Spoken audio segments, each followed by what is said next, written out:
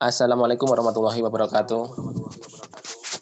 Oke teman-teman, ini ada beberapa cara untuk menulis skripsi yang baik.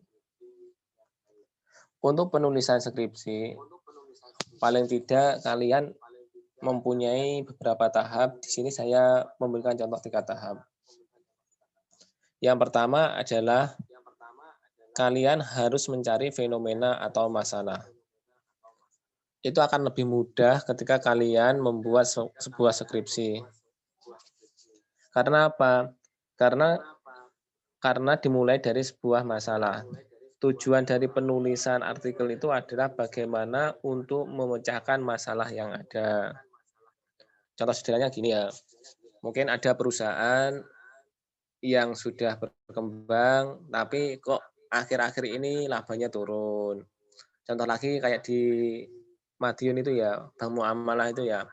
Kenapa kok Bank Muamalah nasabahnya kok menurun?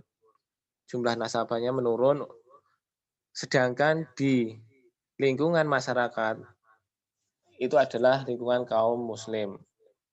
Artinya jika kaum muslim yang banyak itu, seharusnya mereka kan memilih kepada bank islami atau bank muamalah yang ada.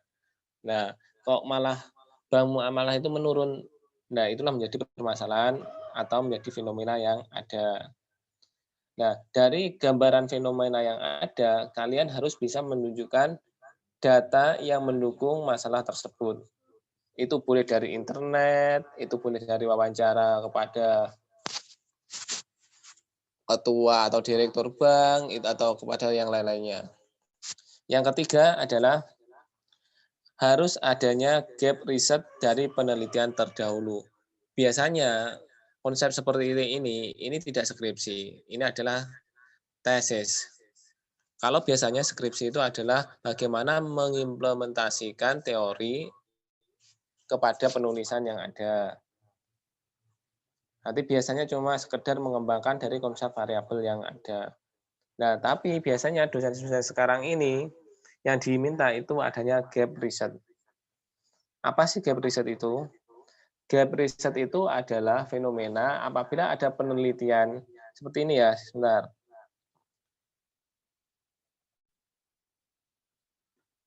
Ini ada variabel Y, ada variabel X, ini ya, ada variabel X juga.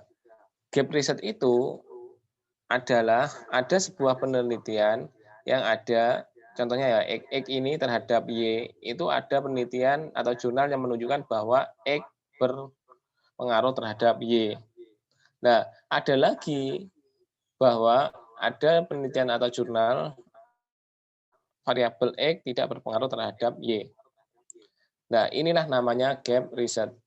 Biasanya gap riset yang ada itu adalah untuk membangun sebuah variabel mediasi atau moderasi di sini. Berarti nanti kalau kalian menggunakan moderasi atau mediasi, itu pasti harus ada gap riset. Itu adalah teori dalam bukunya Ferdinand Agusti.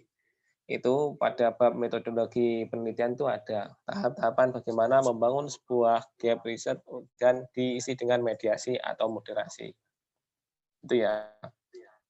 Berarti nanti kalian bisa melihat sampai ingin mengembangkan dari variabel Y ini adalah terikat ya, yang menjadi masalah tadi. Contohnya saya kasih contoh sederhana saja ya. Nanti ada perilaku konsumen atau minat konsumen setelah pandemi ini, itu biasanya kan teman-teman itu kan suka jajan di angkringan.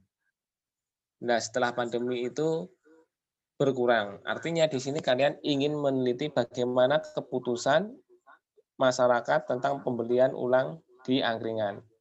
Nah, itu adalah perilaku konsumen, yaitu niat beli ulang pada variabel Y. Nah, setelah itu sampean mencari jurnal, apa sih faktor-faktor yang mempengaruhi perilaku konsumen untuk melakukan pembelian ulang. Nah, nanti dari beberapa jurnal yang saya kumpulkan, nanti ada variabel-variabel yang kalian ambil atau yang kalian pilih. Mungkin bisa jadi mereka itu membeli ulang di angkringan karena harganya murah, karena ajakan teman ngobrol dan lain-lainnya itu. Nah, itu mengembangkan dari konsep variabel ini. Dua, berarti cuma X dan Y. Nah, X ini adalah variabel bebas atau independen atau eksogen. Ini adalah variabel terikat. Ada atau variabel endogen atau dependen. Itu ya. Nah, paling tidak sampean harus tahu jenis-jenis variabel. Ada variabel X bebas, ada variabel Y terikat, ada Z mediasi atau moderasi. Itu.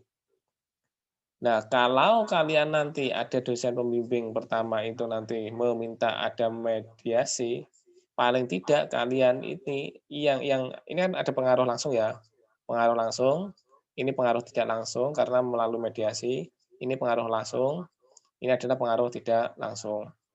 Jadi, untuk memunculkan Z ini kalian harus menunjukkan ada pengaruh langsung X terhadap Y ini secara positif.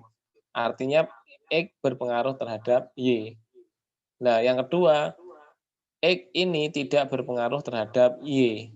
Nah, karena ada kata-kata berpengaruh dan tidak berpengaruh, otomatis ada gap riset yang ada. Sehingga perlunya sebuah variabel untuk melihat atau mengisi kekosongan dari gap itu. Nah, variabel itu bisa menjadi moderasi atau bisa memediasi dari variabel X dan Y. Itu konsepnya gitu. Mungkin ada pertanyaan, nanti bisa di WA ya. Oke, terima kasih. Assalamualaikum warahmatullahi wabarakatuh.